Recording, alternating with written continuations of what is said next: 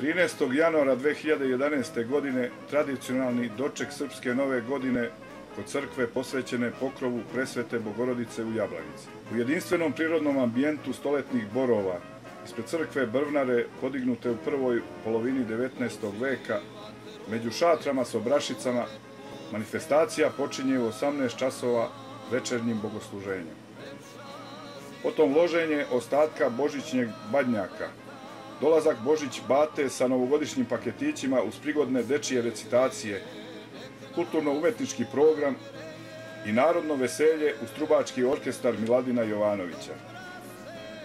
Za sve goste besplatno posluženje kuvanim kupusom, lovačkim gulašem, kuvanom rakijom, vinom, čajem i kafom.